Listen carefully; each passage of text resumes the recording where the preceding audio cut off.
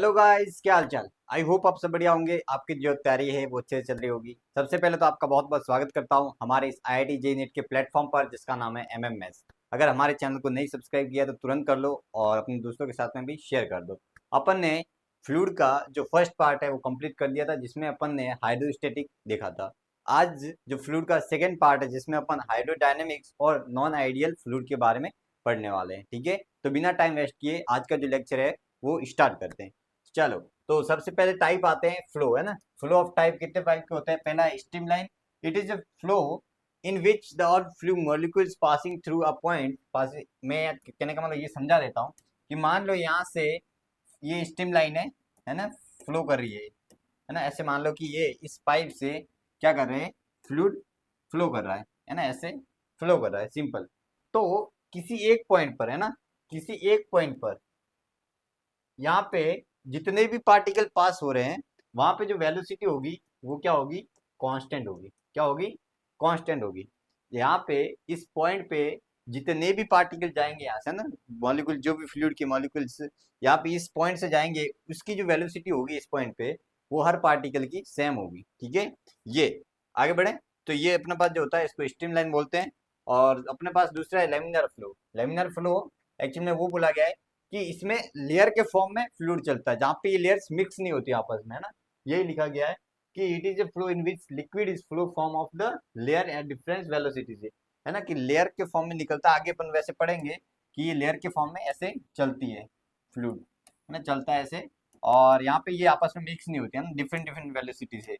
मान लो ये V1 से जा रहा था, ये V2 से जा रही है और ये V3 से जा रही है। इस टाइप के फ्लो होता है, इसको अपन बोलते हैं लेमिनर फ्लो। आगे बढ़े। टर्बुलेंट मतलब अनसर्टिनिटी, जैसे कि रैंडमली बाढ़ आ गई है ना, तूफान आ गया, इस टाइप का जो फ्लो होता है ना, ये आपको दिख रहा होगा, इस टाइप का बोलते हैं अपन टर्बुलेंट फ्लो, है ना। और यहाँ पे एक मैंने हटा दिया, लेकिन आपको ये बात याद रखनी है, इसकी जो एन है ना, रेनॉल्ड नंबर, इसकी रेंज मेन इंपॉर्टेंट नहीं, फॉर्मूला इतना इंपॉर्टेंट नहीं कि अपने पास अगर ये है तो ये अपने पास लेमिनार, यहाँ पे लेमिनार नहीं आएगा, यहाँ पे स्ट्रीम लाइन है ना, स्ट्रीम लाइन फ्लो हो जाएगा। और अगर अपने पास 1000 से 1000 से 2000 के बीच में है तो लेमिनार भी हो सकता है और टर्बुलेंट भी हो सकता है। और अगर एन की वैल्यू यहाँ से ज़्यादा है 2000 से तो यहाँ पे टर्बुलेंट फ्लो हो जाएगा। ये आपको बात समझ में आनी चाहिए। आगे बढ़े। चलो, तो अब आते हैं अपन मेन कंसेप्ट जहाँ पे सवाल पूछे जाते हैं। अब देखो यहाँ पे अपन दो चीज पढ़ने वाले हैं, that is equation of continuity and second is Bernoulli theorem, है ना। दो अपने पास है, फर्स्ट इज कंटिन्यूटी इक्वेशन और सेकंड इज बर्नौली थ्योरम।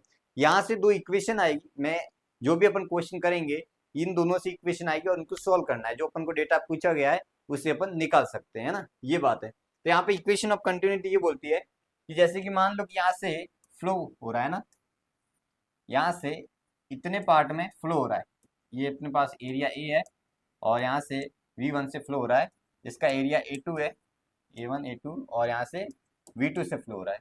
तो आप ध्यान से देखो कि यहाँ से जितना फ्लो हो रहा है ना, रेट ऑफ फ्लो, यहाँ पे रेट ऑफ फ्लो यानी कि dV/dt वॉल्यूम रेट, वो क्या है, कांस्टेंट है। जितना आ रहा है उतना जाएगा ऑब्वियसली, है कि नहीं, जितना आ रहा है उतना जा रहा है। ठीक है, तो यहाँ से अगर मैं देखूं, ध्यान से देखना, इसका वॉल्यूम क्या हो जाएगा, ये जो वॉल्यूम है मान लो dx, तो ये हो जाएगा अपने पास एरिया इंटू dx, और ये अपने पास छोटा सा वॉल्यूम दी हुई है। अगर मैं इसको टाइम से डिफ्रेंशिएट कर देता हूँ, है ना, टाइम से डिफ्रेंशिएट कर देता हूँ, तो आप ध्यान से देखना, ये जो वॉल्यूम रेट बना, एरिया इंटू dx/dt क्या बना, बताओ, ये वेलोसिटी बनी। यानी कि अपने को ये पता चला कि एरिया इंटू वेलोसिटी का जो प्रोडक्ट है वो कांस्टेंट आ रहा है। यानी कि यहाँ से मैं लिख सकता हूँ A1V1 इजिकल टू A2V2, है ना, A1V1 इजिकल टू A2V2 लिख सकता हूँ। बात समझ आ रही है। तो यही है अपने पास कंटिन्यूटी इक्वेशन, जहाँ पे मैं लिख सकता हूँ A1V1 इजिकल टू A2V2। आपको ये समझ में आना चाहिए, इसको ही बोलते हैं अपन कंटिन्यूटी इक्वेशन। तो यहाँ पे वही लिखा गया है A1V1 इजिकल टू A2, और यहाँ पे वॉल्यूम फ्लो रेट होता है वो कॉन्स्टेंट रहता है ना। तो यहाँ पे अपन सवाल करते हैं। सवाल में ये बोला गया है कि यहाँ से अपने पास वेलोसिटी ये है और इसका एरिया है वो ए है ना, एरिया ए है। अब मुझे अगर A/4 हो जाए एरिया, तो वेलोसिटी क्या होगी, ऑब्वियसली अपन को पता है कि velocity proportional to 1 upon area, है ना। तो अगर एरिया कितना हो गया, 1/4 हो गया, तो ये अपने पास 4 टाइम्स हो जाएगी बस। ऑब्वियसली डायरेक्ट आप टिक कर सकते हो, या A1V1 इक्वल टू A2V2 लगा के भी सॉल्व कर सकते हो ना। तो इसका आंसर आ जाएगा अपने पास 4। अब ये सिंपल है, ये कैसे लिखेंगे, इसका एरिया ए है ना ये। तो यहाँ से जो A1 V1 आ रहा है वो कहाँ जा रहा है, A2V2 प्लस A3V3 में। तो यहाँ पे A1 कितना दिया है 10, 10 इंटू ए दिया है, और A2 कितना दिया है A/3, और यहाँ से V निकालना है, और इसका दिया है अपन को A/4 इंटू 20 से। बस यहाँ से आपके पास V निकल के आ जाएगा। इजी सवाल आते हैं, कोई ज़्यादा टफ नहीं आते, बस यहाँ पे आपको कंसेप्ट है वो अच्छे से क्लियर रखने हैं, है ना। आगे बढ़े, चलो तो इसको सॉल्व करोगे तो आपके पास आंसर निकल के आ जाएगा। सिंपल है, इस कंटिन्यूटी इक्वेशन में इतना ही है, बाकी कुछ इसमें नहीं है। जो मैंने इंपॉर्टेंट कंसेप्ट था इसका वो मैंने समझा दिया। अब आगे बढ़ते हैं, अब आता है अपने पास बर्नौली थ्योरम। बर्नौली थ्योरम का डेरिवेशन इज इम्पोर्टेंट नहीं है इतना, बट इम्पोर्टेंट है कि इसका जो फॉर्मूला है, इसकी जो इक्वेशन है वो इम्पोर्टेंट है ना। तो यहाँ पे मैं बता देता हूँ कि अपने पास ये है, अपने पास जान लो कि यहाँ पे जो प्रेशर है वो P1 है, यहाँ पे जो प्रेशर है वो P2 है, और यहाँ पे कोई रेफरेंस लाइन मान लेता हूँ, इसको बोलते हैं अपन रेफरेंस लाइन। यहाँ से जो हाइट है वो H1 है, यहाँ से जो हाइट है दैट इज H2 है, और यहाँ पे जो वेलोसिटी है दैट इज V1 है। इसकी डेंसिटी है अपने पास ρ1, ठीक है, डेंसिटी क्या है, रो दी है। तो यहाँ पे वेलोसिटी आ गई। तो इन्होंने ये बोला था, इक्वेशन दी थी, है ना, इक्वेशन ये दी थी कि यहाँ पे जो pressure energy plus half rho v square, kinetic energy per volume plus rho g s, potential energy per volume, है ना, रो जी एस, ये जो अपने पास होता है ये कांस्टेंट रहता है। इन्होंने ये बोला था, है ना, यही बोला था, pressure energy, kinetic energy per volume plus अपने पास पोटेंशियल एनर्जी पर वॉल्यूम का जो सम है वो हमेशा कांस्टेंट रहता है, किसी आप पॉइंट पर लिखना चाहो तो, ठीक है। तो यही है, तो अगर मैं इसके लिए लिखना चाह रहा हूँ, है ना, इसके लिए लिखो अगर दोनों पॉइंट के लिए, तो अपने पास क्या लिखूंगा इनका, बताओ। इनके लिए अपन लिखेंगे P1 plus half rho V1 square plus rho G H1 equal to P2 plus half rho V2 square plus rho G H2, यही तो लिखेंगे अपन। बस यहाँ से एक इक्वेशन आएगी, एक दूसरी इक्वेशन यहाँ से आएगी, है ना, A1 V1 is equal to A2V2। ये दो इक्वेशन, इक्वेशन नंबर 1 और इक्वेशन नंबर 2, इनको दो सॉल्व करोगे तो आपके पास वेलोसिटी भी आ जाएगी, जो भी निकालना चाहो आप निकाल सकते हो। मैं यही समझाना चाह रहा हूँ कि ऐसे इन दो इक्वेशन से आप कुछ भी निकाल सकते हैं, है ना। आगे बढ़े, चलो आगे बढ़ते हैं। अब ये था अपने पास बर्नौली थ्योरम, यहाँ पे सारी चीजें लिखी गई है ना, ये वगैरह ये सारी चीजें लिखी गई है ना, बस तो यही था, मैंने समझा दिया इंपॉर्टेंट। अब अपने पास आता है वेलोसिटी ऑफ एफ्लेक्स, है ना। रिफ्लेक्स का मतलब ये है कि कितनी वेलोसिटी से अपने पास ये निकला होगा वाटर, है ना, हाइट पे एच है। तो वैसे तो इसका फॉर्मूला है डायरेक्ट, वो समझा देता हूँ। फॉर्मूला क्या है कि अगर अपने पास कैसे आता है वो मैं समझा देता हूँ ना। यहाँ से एच हाइट पर अपने पास एक क्या है छेद, और यहाँ वी वेलोसिटी से निकल रहा है वाटर, है ना, क्या है, निकल रहा है वाटर। ऐसे मान लो यहाँ से वाटर भरा हुआ है, ठीक है, और ये वी वेलोसिटी निकाल, ये अपन को निकालना। तो सबसे पहले आप देखो इसका जो फ्लो होगा, अंदर की तरफ जो फ्लो होगा वो ऐसे होगा, ऐसे फ्लो कर रहा होगा ना, एकदम बिल्कुल सिमेट्रिक लेयर के फॉर्म में ऐसे फ्लो कर रहा होगा। इसका जो एरिया है दैट इज ए, और इसका जो एरिया है ए एच, होल का एरिया ए एच है, और ये मेरे पास कंटेनर का एरिया है। यहाँ की जो वेलोसिटी है वो वी कंटेनर की हो जाएगी, फ्लूइड लिख देता हूँ, है ना, ये अपने पास हो जाएगी कंटेनर फ्लूइड, और ये अपने पास वेलोसिटी हो जाएगी वी होल की, है ना, ये अपन को निकालनी है, इसको ही बोलते हैं अपन वेलोसिटी ऑफ रिफ्लेक्स, है ना, ये निकालना है। तो यहाँ से दो इक्वेशन बनेगी, आप देखो क्या करो, इसको अलग ले लेते हैं ना, अपन इसको अलग कर देते हैं। एक प्रकार से पाइप बन गई, इसका एरिया अपन को साइज ये दी, तो मैं इसको क्या ले लेता हूँ, रेफरेंस यही ले लेता हूँ, रेफरेंस ये ले लिया। इसकी जो हाइट है अपन को दी है एच, है ना, एच दी है हाइट, और यहाँ से अपन को पता है साइज ये, तो यहाँ पे एक तो क्या लग जाएगा A1 V1 is equal to A2V2, और ये क्या लगेगा अपने पास, देखो ये मैं फर्स्ट मान लेता हूँ, इसको मैं सेकंड मान लेता हूँ। तो यहाँ पे प्रेशर कितना है, P0 है ना, यहाँ पे प्रेशर P0 लग रहा है, और यहाँ पे भी प्रेशर P0 ही लग रहा है ऑब्वियसली, ठीक है, ये अपन को पता है। तो यहाँ पे प्रेशर P0 लग रहा है, और अपने पास हाफ रो वी, वी अपने पास फ्लूइड की आ जाएगी velocity, plus rho G H, है ना, इसके लिए एच रेफरेंस से हाइट है, इजिकल टू ये हो जाएगा P naught plus half rho V whole का square plus rho G. H कितना है इसके लिए, जीरो है ना, जीरो। तो यहाँ पे दो इक्वेशन है, इसको सॉल्व करोगे तो मैं डायरेक्ट इसका जो आंसर है वो लिख देता हूँ।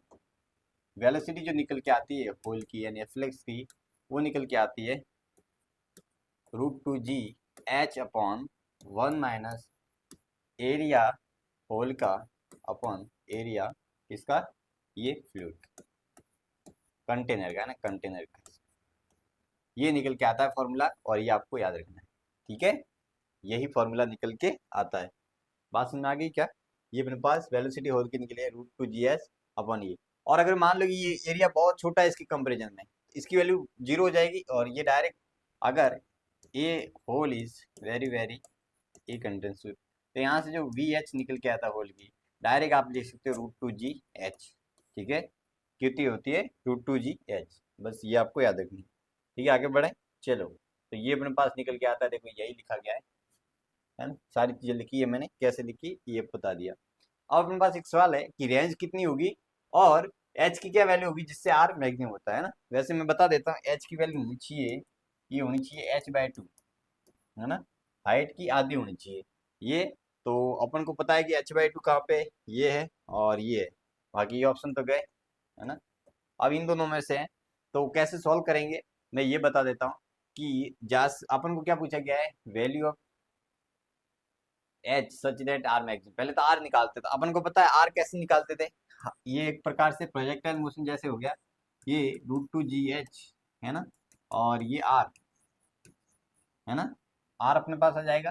तो इसके लिए आपको पता है कि आर की जो वैल्यू होगी वो कितनी हो जाएगी, √2gh इंटू टाइम पीरियड, यही तो होगी। हॉरिजॉन्टल में वेलोसिटी इंटू टाइम, इसको यहाँ से यहाँ तक टाइम कितना लगता है, और मैं यहाँ पे बता देता हूँ, मैंने बताया था काइनेमेटिक्स में, जो टाइम लगता है दैट इज √2h/g, है ना, ये टाइम पीरियड लगता है। तो यहाँ से आर आ जाएगा उनके पास √2gh इंटू √h/g। और यहाँ पे h क्या हो जाएगा एक्चुअल में, देखो ध्यान से, ये अपन यहाँ से h ले रहे हैं तो ये हाइट लेनी पड़ेगी, that is h minus h, क्योंकि ये हाइट कितनी है, h है। तो यहाँ पे मुझे h माइनस कितनी लेनी पड़ेगी, स्मॉल h। तो यहाँ से सॉल्व करोगे तो g से g तो कैंसिल हो जाएगा, है ना, g से g कैंसिल, तो r की वैल्यू आ जाएगी अंदर में 4h h माइनस h, ये आ जाएगी, ठीक है। ये निकल के आएगी, ये अपने पास क्या आ गई, रेंज आ गई, रेंज आ गई। और जो अपने पास इसको वापस आप क्या करोगे, रेंज मैक्सिमम के लिए इसको एस के रेस्पेक्ट में डिफरेंशिएट करके जीरो करोगे, तो जो आर स्मॉल एच की वैल्यू आती है वो h/2 आती है ना। आर मैक्स है ना, मैं लिख देता हूँ 4 r मैक्स, मैंने गलत लिख दिया। मैक्स के लिए अपन को आर मैक्स निकलना है, तो मुझे क्या लिखना पड़ेगा, dr/dh = 0। तो यहाँ से आपके पास h की वैल्यू आ जाएगी h/2, है ना। तो ऑप्शन इज ये ऑप्शन गलत है, ये ऑप्शन आ जाएगा ना, ये अपने पास निकल गया। बात समझ आ गई क्या, चलो आगे बढ़ते हैं। तो ये अपने पास ऑप्शन निकल के आते हैं। अब ये क्या बोला गया है कि कितना टाइम लगेगा इसको खत्म होने में, है ना। वैसे तो आपको याद रखना है इसका जो टाइम लगता है एक्चुअल में ये लगता है, ठीक है, ये आपको याद रखना है। अब कैसे आता कैसे है वो देखो ध्यान से। तो अपने पास देखो ध्यान से, यहाँ से अपने पास छेद है, पानी से निकलता है, ये अपने पास वाटर है, और ये अपन मान लेते हैं यहाँ से x डिस्टेंस पे, है ना। तो कैसे लिखेंगे एक बार बताओ, a1v1 = a2v2 लिखें क्या, है ना। और रुको अलग ही इसमें ऐड करते हैं। ये अपने पास कंटेनर है,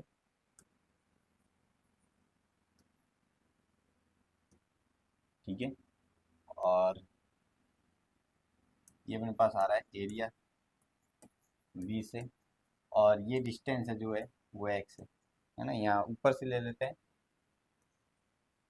यहाँ से मान लो कि यहाँ तक आ गया ये कंटेनर, और ये x हो गई, है ना, v वेलोसिटी से जा रहा है। तो आप ध्यान से देखोगे जो v है वो माइनस dx/dt है, यही तो है कि नहीं। हाँ, तो ये अपने पास हो जाएगा, और इसका जो अपने पास, पहले तो मैं इक्वेशन लिख देता हूँ, a1v1 = a2v2, है ना। A1 कितना है इसका एरिया अपन को पता है, ये अपने पास कंटेनर का ए लिख दिया, और V कितना दिया अपन को, इसका जो V है वो हो जाएगा माइनस dx/dt, है ना। और एरिया इसका कितना दिया है अपन को, स्मॉल ए, है ना, क्या दिया है, स्मॉल ए।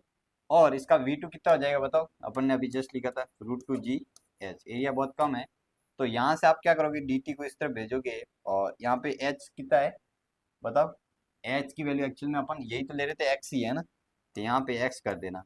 तो यहाँ से आप क्या करोगे कि माइनस dx/√2g और इनटू में लिखोगे आप a/स्मॉल a equal to dt। Time क्या लगोगे, देखो एक्स की वैल्यू क्या रख, टाइम तो 0 से t तक, है ना, 0 से t तक, और यहाँ पे क्या लिखोगे बताओ, ये dx की वैल्यू √x/2gx, x की वैल्यू कहाँ से कहाँ है, h से 0, है ना, h से 0 करना है, लिमिट चेंज कर दोगे तो यहाँ पे वो आ जाएगा, है ना। तो बस यहाँ से सॉल्व करोगे तो आपके पास जो आंसर निकल के आता है दैट इज ये निकल के आता है। बस आपको याद रखना है ना, ये कितना टाइम लगता है इसको खाली होने में, ये टाइम लगता है। अब आते हैं अपन वेंचुरीमीटर पे।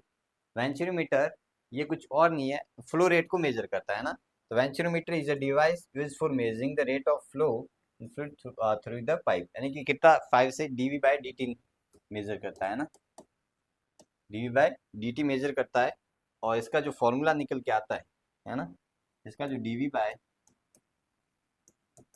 वो निकल के आता है A1A2, ठीक है, √2GH upon A1² minus A2², ये निकल के आता है। आपको बस याद रखना है ना, वेंचुरीमीटर का जो फ्लो रेट निकल के आता है वो ये निकल के आता है।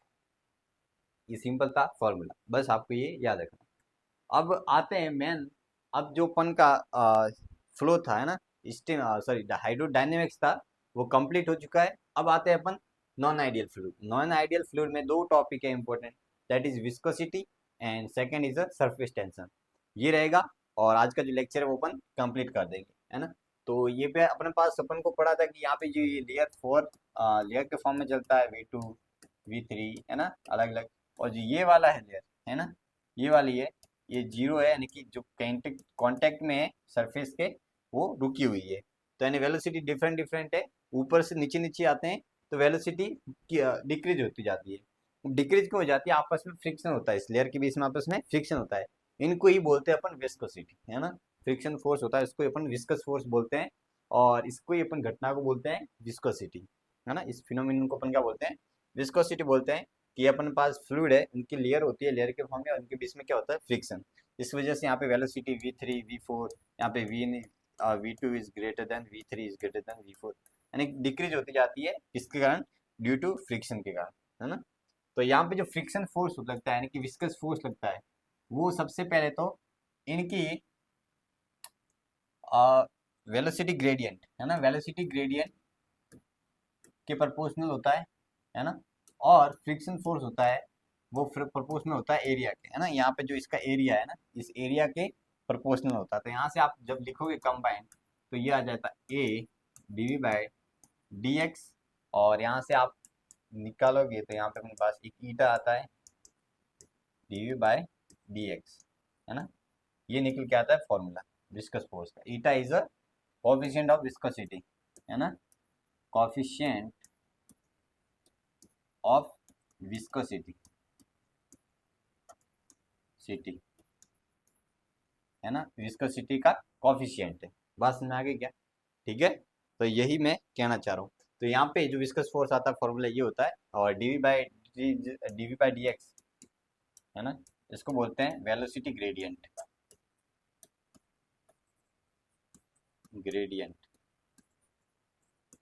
है ना, वेलोसिटी ग्रेडियंट बोलते हैं। और वेलोसिटी के यूनिट लेंथ में कितनी वेलोसिटी में चेंज आ रहा है ना, तो उसको बोलते हैं अपन वेलोसिटी ग्रेडियंट। बात समझ में आ गई क्या, आगे बढ़े, चलो। तो आगे बढ़ते हैं।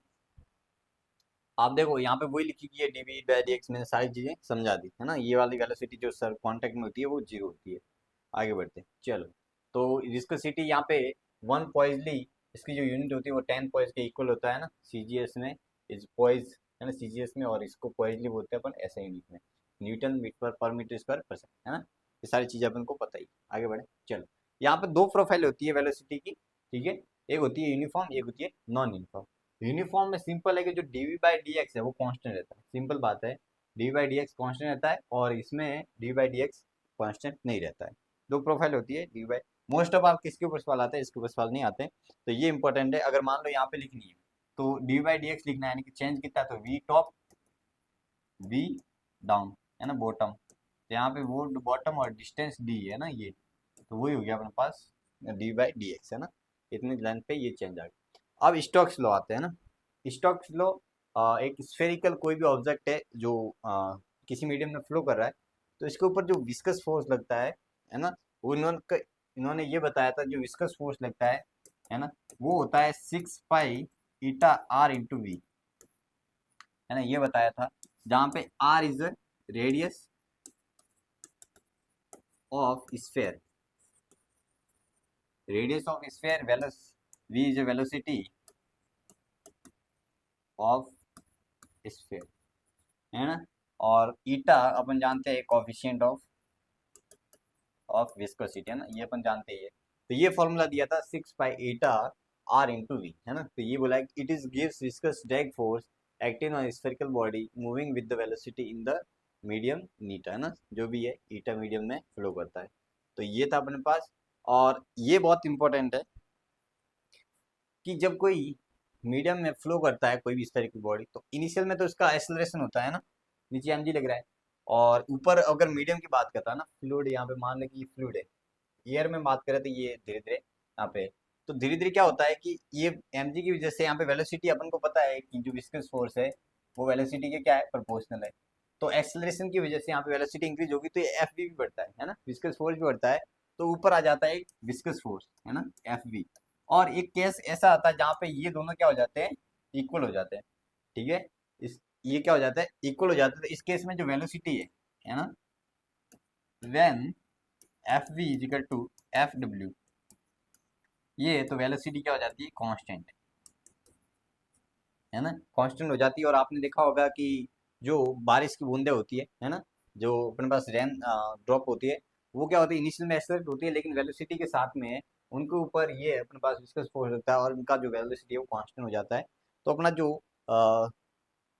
नेचर है ना, नेचर है, इन्होंने अच्छी बात है कि अपने पास ये कांस्टेंट वेलोसिटी गिरती, अदरवाइज एक्सेलरेट होती तो अपना सर भी फोड़ सकती है, यानी कि अगर मैं एक ड्रॉप की बात कर रहा हूँ तो वो एज गोली की तरह, बंदूक की गोली की तरह अपने सर पे लगती। तो यहाँ पे अगर ये नहीं लगता होता, तो स्टोक्स लॉ ने बहुत अच्छे बात है अपने लिए नेचर ने बनाए हुए, है ना। आगे बढ़े, चलो, तो ये था अपने पास, और हाँ ये लिख दिया। और देखो यहाँ पे इस केस में देखो यहाँ पे एक और मिसिंग है, मीडियम की बात करता है ना, क्या बात करता हूँ, मीडियम, मीडियम में ये स्फेयर है, नीचे इसका एम जी लग रहा है, ऊपर बाइंड फोर्स लगेगा और एफ बी लगेगा, है ना, ये लगेगा। एक केस में ये दोनों इक्वल हो जाएंगे, है ना, bind force plus F B, जैसे भी मैंने बताया एम जी के इक्वल। तो इस केस में यहाँ से जो बाइंड फोर्स लिखेंगे अपन, वी डिस्प्लेस रो लिक्विड का, और जी प्लस एफ बी क्या लिखेंगे, 6 pi eta are into we, यहाँ पे टर्मिनल वेलोसिटी होती है, ठीक है, वीटी बोलते हैं इसको। और मास, मास इसका कितना हो जाएगा इस ब्लॉक का, वी बॉडी का और रो बॉडी का इंटू जी, ये हो गया अपने पास। तो यहाँ से सॉल्व करोगे तो आपके वीटी निकल के आ जाएगा, है ना, वीटी निकल के आ जाएगा, ये टर्मिनेट वॉट वेलोसिटी यहाँ से निकल के आ जाती है। तो ये भी अच्छा है, आपको याद रखना फॉर्मूला, है ना, इसके ऊपर भी सवाल आए हुए हैं। अब अपने पास पॉइजली फॉर्मूला आता है। पॉइजली फॉर्मूला में क्या होता है कि पाइप में मान लो कि अपने पास नॉन यूनिफॉर्म जो प्रोफाइल वेलोसिटी होती है, इनको प्रोफाइल बनाने के लिए, ना, यूनिफॉर्म प्रोफाइल बनाने के लिए यहाँ पे कुछ एक्स्ट्रा प्रेशर, तो यहाँ पे जो रेट है ना, it is the method to maintain constant volume rate, maintain करने के लिए अपने पास हॉरिजॉन्टल पाइप में, ये जैसे कि यहाँ पे अपने पास ये नॉन यूनिफॉर्म है ना, नॉन यूनिफॉर्म वेलोसिटी प्रोफाइल, इसको प्रोफाइल यूनिसिटी में बनाने के लिए अपने पास यहाँ पे प्रेशर और एक्स्ट्रा देना पड़ता है, ताकि यहाँ से, और ये प्रेशर डेल्टा पी के प्रोपोर्शनल होता है, और यहाँ से जो फॉर्मूला निकल के आता है वो बहुत इंपॉर्टेंट है, फ्लो रेट जो निकल के आता है, और ये कांस्टेंट आप देख सकते हो पाई/8 इंटू डेल्टा पी आर की power 4 upon eta into length L, है ना, ये लेंथ एल है और रेडियस आर है ना, ये सारी चीजें अपन को, ये तो फॉर्मूला इंपॉर्टेंट है, आपको याद रखना, ठीक है। तो ये था अपने पास जो टॉपिक है वो था विस्कोसिटी, इतना ही है। इसके जो मेन कॉन्सेप्ट है वो मैंने सारे क्लियर कर दिए है ना। जो मेन फॉर्मूले थे कैसे आते हैं, इनकी इक्वेशन कैसे अप्लाई करना है फॉर्मूला में, वो अपन ने पढ़ लिया। अब आते हैं अपन सरफेस टेंशन पे। आपने देखा होगा कभी ऐसे है ना गुब्बारे उड़ाते हुए, तो ये अपने पास ये गुब्बारा किस वजह से बनता है, सरफेस टेंशन की वजह से बनता है ना। सारी चीजें यहाँ पे, और मकड़ी आपने देखी होगी चलती है पानी पे, किसकी वजह से चल पाती है, दैट इज सरफेस टेंशन की वजह से। ये सारी चीजें हैं। तो यहाँ पे अब आते हैं वन बाय वन करते हैं। सबसे पहले अपने पास है सरफेस टेंशन के लिए अपने पास दो फोर्स आते हैं, that is first force is a cohesive और दूसरा है अपने पास एडेसिव। ठीक है, first force is a cohesive और सेकंड कौन सा है, एडेसिव। समझ में आ रहा है, एडेसिव फोर्स। तो यहाँ पे फर्स्ट जो कोहेसिव, कोहेसिव मतलब सेम, सी के मतलब सेम मान सकते हो, मतलब सेम मॉलिक्यूल्स के बीच में, ऐसा ट्रिक है बाकी कुछ नहीं। ठीक है, एडेसिव मतलब अलग अलग, हिंदी में बोले तो अलग अलग, यानी कि अलग अलग मॉलिक्यूल्स के बीच में लगता है। जैसे कि मेरे हाथ की उंगली की जितने भी मॉलिक्यूल्स आपस में अटैक कर रहे हैं, और मैं मान लो कि ये अपने पास बोर्ड है और इसकी मॉलिक्यूल्स, ये अपने पास कौन सा हो गया, एडेसिव, और इसका जो आपस में मॉलिक्यूल्स के बीच में है वो हो गया कोहेसिव, है ना। जैसे कि यहाँ पे एग्जांपल दिए गए, बस आपको याद रखना है। अब आता है अपना सरफेस टेंशन। सरफेस टेंशन क्या होता है, देखो कि phenomenon by virtue of which the top layer of fluid behave as a stretch membrane is called as surface tension, है ना।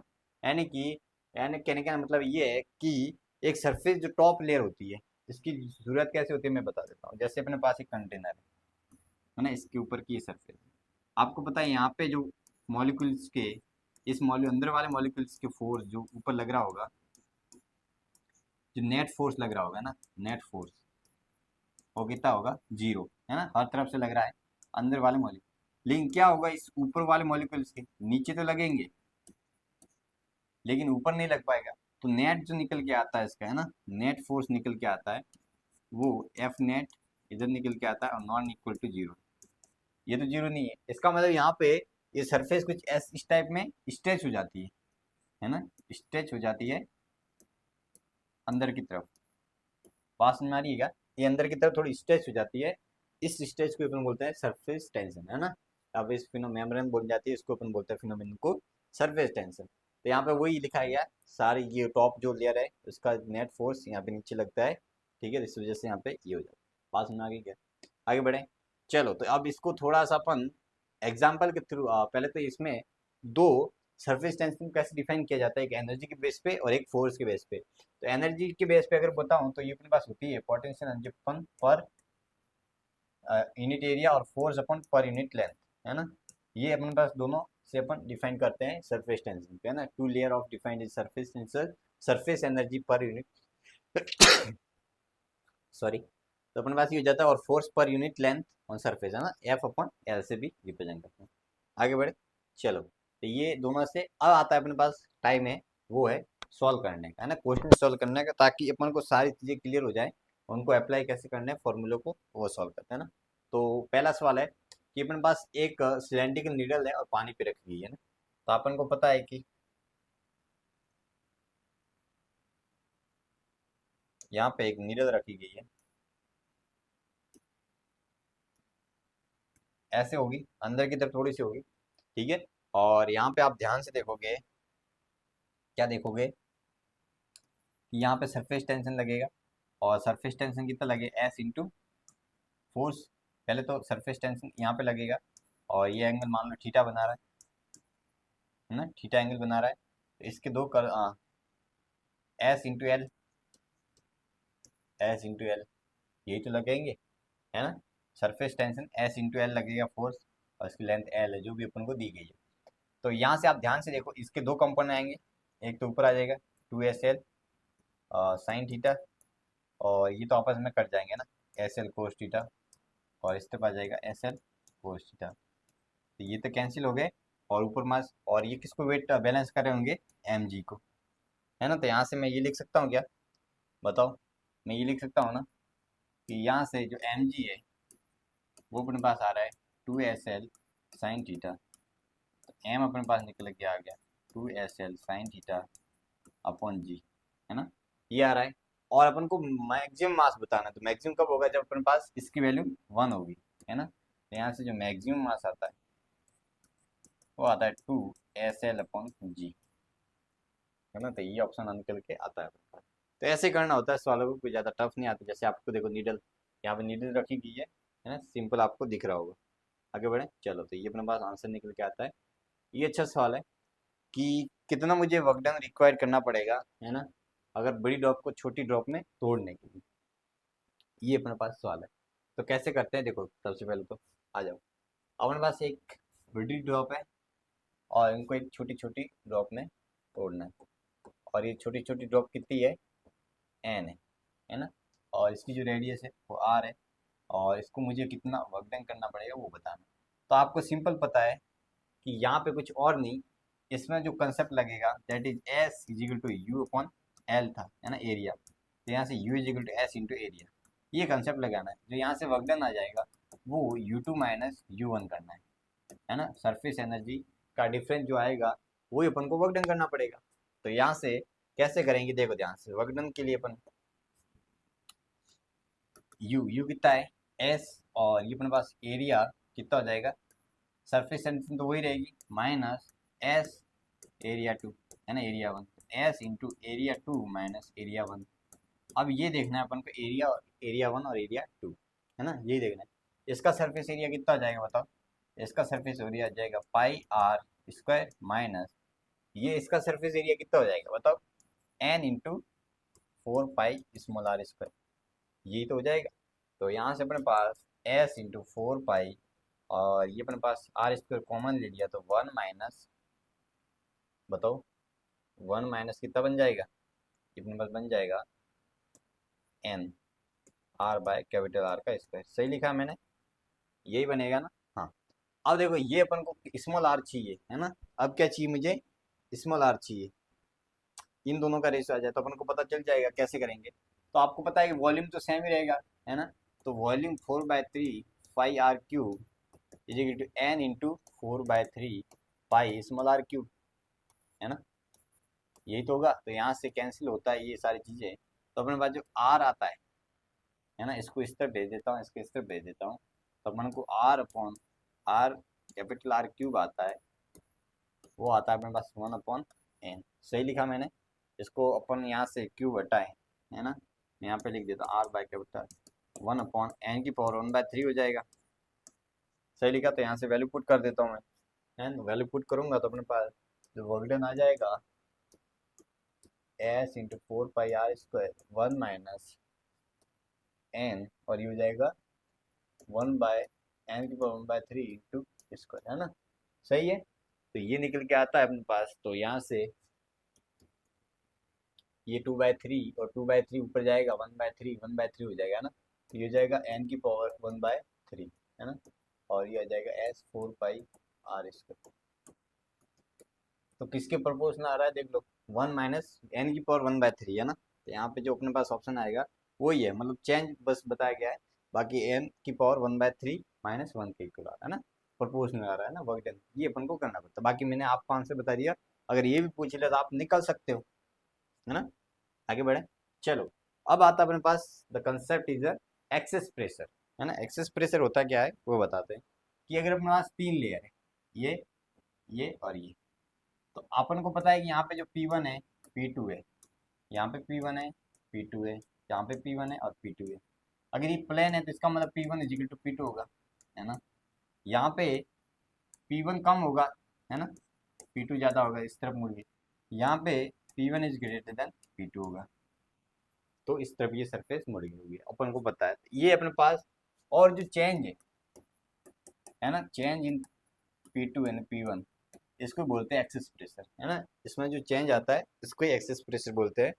और ये आपको पता होगा कि जो कॉनकेव का है ना, कॉनकेव का जो प्रेशर है वो कॉन्वेक्स से कम है, कॉन्वेक्स से कम है। तो यही बोलते हैं कॉनकेव और कॉनकेव का जो कॉन्वेक्स का प्रेशर का जो डिफरेंस है वो अपने पास है ये। और कॉनकेव कौन सी सरफेस होती है, ये अपने पास होती है कॉनकेव, और इसको बोलते हैं अपन कॉन्वेक्स, है ना। ये अपन को पता है। तो ये सारी चीज़ें मैंने यहाँ पे लिख दी एक्सेस प्रेशर का। ये अपने पास फार्मूला निकल के आता है कॉनकेव माइनस कॉन्वेक्स। कॉनकेव का हमेशा ज़्यादा होता है। तो अपन लिक्विड ड्रॉप की बात, मैं डायरेक्ट फार्मूले बता देता हूँ। अगर लिक्विड ड्रॉप की बात करता हूँ तो इसमें जो डेल्टा पी आता है दैट इज 2SR, है ना, 2 इसका सरफेस टेंशन एस एम है यहाँ पे 2s/r, r इज रेडियस है ना। ये अपने पास होता है एक्सेस प्रेशर, ठीक है, बाहर का ज़्यादा प्रेशर होता है। और अगर मैं एयर बबल की बात करता हूँ है ना, वैसे मान लो कि इसको लिक्विड में रख दिया ना, एयर बबल है, तो इसका भी जो होता है अपने पास डेल्टा पी, वो भी होता है 2s/r होता है, बस ये आपको याद रखना है। और रही बात बबल सोप है ना, सोप बबल की, इसके लिए आपको याद रखना है जो डेल्टा पी होता है वो 4s/r होता है। इसका 2 टाइम्स होता है क्योंकि यहाँ पे 2 लेयर बनती है, ठीक है, पतली सी लेयर ऐसी रहती है ध्यान से। इस जो सोप बबल की लेयर होती है वो ऐसे होती है ना, तो यहाँ पे जो ये एयर है, सॉरी ये जो लेयर है वो 2 बार एयर के कांटेक्ट है ना, वाटर है यहाँ पे, अंदर भी एयर होती है ना, और बाहर भी एयर होती है। सरफेस कितनी बनेगी, जो वाटर जितनी बार एयर के कांटेक्ट में है ना, यहाँ पे इस पे इस तरफ भी है और इस तरफ भी, तो यहाँ पे 2 लेयर बनती है, तो यहाँ पे हो जाता है अपने पास 4s/r, ठीक है। तो ये था। और एक्सेस प्रेशर का अब आते हैं अपन कैपिलरी ट्यूब पे, है ना। कैपिलरी ट्यूब क्या होती है वो देखते हैं। तो कुछ और नहीं है, जैसे ही मैं कैपिलरी ट्यूब में क्या होता है कि मैं अगर मान लो कि पतली सी पाइप लेके आता हूँ और इसको मैं मान लो कि कंटेनर में जो पानी से भरा है, लिक्विड किसी भी लिक्विड से भरा है, तो इसमें जो पानी है या तो राइज हो जाता है या फॉल हो जाता है ना, हाइट लॉस, इसको अपन फिनोमेनन को बोलते हैं। तो यहाँ पे वही लिखा है कि phenomenon of the rise of fall of liquid in capillary tube is called as capillary action, है ना, इसको बोलते हैं अपन कैपिलरी एक्शन बोलते हैं। आगे बढ़े, चलो, तो कैपिलरी एक्शन यही है। और कैपिलरी ट्यूब मोनिस्कस, है ना, मोनिस्कस बोलते हैं इसको। यहाँ पे ये जो अपन पास रेडियस आती है मोनिस्कस बोलते हैं इसको। तो यहाँ पे देखो हाइट इंक्रीज हो गई, है ना, जैसे पतली जैसे जैसे मैं वेट बढ़ा रहा हूँ ये हाइट है वो डिक्रीज हो रही है, वो भी अपन आगे पढ़ेंगे, ठीक है। तो यहाँ से देखो ध्यान से, मैं समझा देता हूँ। ये हाइट बढ़ गई, है ना, ये हाइट बढ़ गई, ये, तो अपने पास ये हाइट एच बढ़ गई। अब यहाँ पे जो इंपॉर्टेंट बातें हैं वो मैं समझा देता हूँ। यहाँ पे लेयर और इसके बीच का जो एंगल बनता है ना, इसको बोलते हैं अपन theta is a contact angle, contact angle, है ना। और अपने पास मान रही अपन पहले ले रहा हूँ वाटर का केस, है ना, water plus glass, water plus glass tube ले रहा हूँ मैंने, है ना। तो यहाँ पे हाइट बढ़ गई और इसका जो थीटा होता है ना, इस केस में जो थीटा होता है वो 90 से कम होता है, 90 से कम होता है।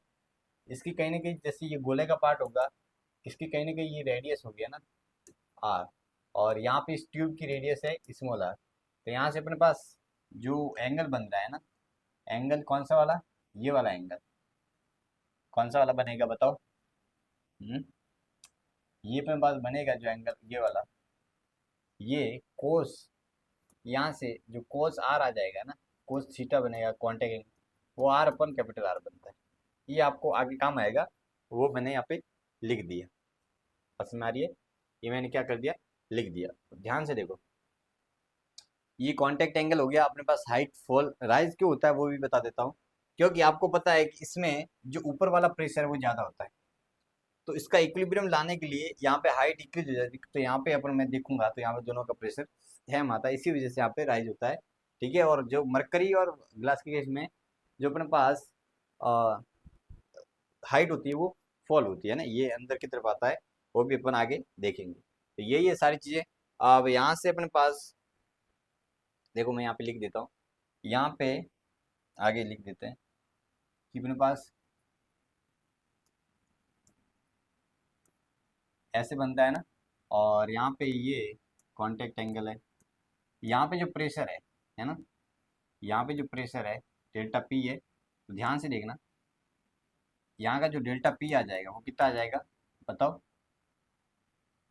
ये पी नॉट है और ये मेरे पास जो भी है, तो इसमें आ जाएगा अपने पास पी नॉट माइनस, बताओ क्या आ जाएगा, पी नॉट माइनस 2s/r आ जाएगा ना, सही लिखा मैंने, यही आएगा। तो यहाँ से अपने पास अगर हाइट नीचे एस देखता हूँ, एच हाइट पे, तो ये अपने पास ऐसे था, और यहाँ पे मुझे अगर दोनों का देखना तो ये पी नॉट हो जाएगा। तो यहाँ से देखो ध्यान से देखना, जो पी नॉट है वो किसके इक्वल है, P not minus 2s/r plus rho G H, सही लिखा मैंने।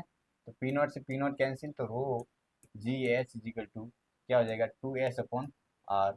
आर तो एच की वैल्यू निकल के आती है 2s आर रो जी, है ना, आर रो जी। अब आर की वैल्यू अपन जानते थे कि अपने पास जो कोस थीटा आया था वो कितना आया था, small R upon capital R. तो यहाँ से आर की वैल्यू आती है आर अपॉन कोस थीटा, क्योंकि अपन को पता है कि मेनिस्कस की जो रेडियस है वो अपन फाइंड नहीं कर सकते हैं ना सही से, लेकिन अपन को ट्यूब की रेडियस पता है तो उसको फॉर्म में मैंने लिख दिया था। यहाँ से अपने पास जो एच निकल के आता है ना, जो एच निकल के आता है that is 2s cos theta upon r rho g, है ना, ये हाइट निकल के आती है। ठीक है, और वाटर और ग्लास के केस में अपने पास जो हाइट पॉजिटिव आती है, और अगर मैं बात करूं मरकरी की तो इसमें हाइट नेगेटिव आती है, बस फॉर्मूले सेम है। ठीक है, 2s कोस थीटा। और अगर मैं प्योर की बात करता हूँ ना, pure water plus clean glass, तो इस केस में जो थीटा होता है वो 0 डिग्री होता है, इस केस में जो हाइट बन जाती है वो 2s/r/g।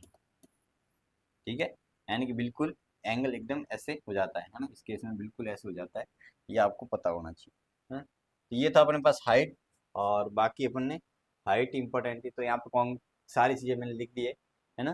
कॉन्टेक्ट एंगल क्या होता है मैंने बता दिया सारी चीज़ें।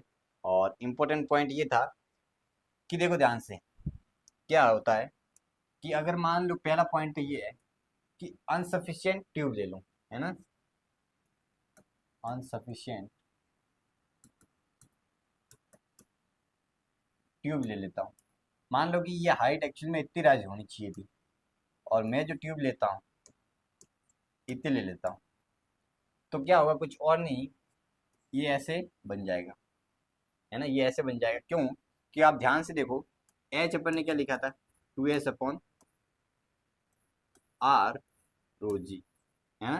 तो यहाँ पे जो h इंटू आर है वो 2s/रो जी, यानी कि ये क्या है, कांस्टेंट है। तो अगर हाइट डिक्रीज हो जाती है यानी कि h इंटू आर है वो क्या है, कांस्टेंट, है ना। कैपिटल आर ले लेता हूँ यहाँ पे, कांस्टेंट है। ध्यान से देखना h इंटू आर का प्रोडक्ट क्या है, कांस्टेंट है। तो अगर हाइट को मैंने डिक्रीज कर लिया, है ना, अगर यहाँ पे हाइट डिक्रीज होगी तो आर की वैल्यू बढ़ जाएगी। बस कुछ और नहीं, यहाँ पे जो हाइट है वो ऐसे हो जाती है, आर बढ़ गया बस। तो ऐसे नहीं कि फॉर के फॉर्म में निकल जाएगा, ठीक है, फॉर्म नहीं बनता यहाँ पे, बस यहाँ पे कोई नहीं, यहाँ पे बड़ी सी ड्रॉप बन जाएगी ऊपर है। ठीक है, तो ये तो अपने पास इंपॉर्टेंट पॉइंट था। और अगर यहाँ पे एक इम्पोर्टेंट बात ये है कि अब मान लो कि एसलरेट हो रहा है ना, कंटेनर ए से एसलरेट हो रहा है, तो जो अपने पास हाइट हो रही है ना नीचे या ऊपर, तो यहाँ पे अपने पास जो 2s cos theta upon r rho, और जी जो लेना है वो इफेक्टिव लेना है ना, बस ये आपको याद रखना है ना। यहाँ पे ये जो जी लेना है वो इफेक्टिव लेना है, ये आपको मेन याद रखना। बाकी सारी चीज़ें सेम ही है। ठीक है, यहाँ पे स्मॉल आ जाएगा। ठीक है, तो ये था अपने पास, और ये जो अपने पास इतना ही था, इसमें जब बाकी कुछ नहीं था। ये हमारे चैनल की क्यूआर है, आप इंस्टाग्राम से जुड़ सकते हो, यूट्यूब से भी जुड़ सकते हो। यहाँ पे क्यूआर को स्कैन करके, ठीक है, एमएमएस के, और ये हमारा चैनल है जिसको सब्सक्राइब करना है, और अपने दोस्तों के साथ में भी शेयर करना है, ताकि ऐसे वैल्यूबल कंटेंट उनको भी लाभ मिल सके। ठीक है, तो thank you so much, last तक आप बने रहे, और जितने भी मैंने इसमें कंसेप्ट समझाए आपको अच्छे से रिवाइज करने, है ना, इनके ऊपर पीवाईक्यूज लगाने, टेस्ट देना, एनालिसिस करना है। ये मैं बोलता रहता हूँ क्योंकि यही है अपन को, यही है जो एग्जाम में मार्क्स को इंक्रीज करेंगे, है ना, ताकि आपको एनवायरनमेंट मिले इसी तरीके का एग्जाम में। इसलिए आपको मैं तभी बोलता हूँ कि टेस्ट दो, एनालिसिस करो, ताकि गलतियों को अपन इम्प्रूव कर सकें, है ना। तो ये अपने पास फ्लूइड का सेकंड पार्ट भी कंप्लीट कर दिया, जहाँ पे अपन ने डायनेमिक्स और नॉन आइडियल फ्लूइड कंप्लीट कर दिया। ठीक है, तो अब लेके नेक्स्ट चैप्टर आऊँगा, तब तक के लिए आपको अच्छे से पढ़ते रहना है। ठीक है, और बाकी एंजॉय करो। ठीक है, मिलता हूँ आपको नए लेक्चर में, तब तक के लिए wish you all the best for upcoming examination. Thank you.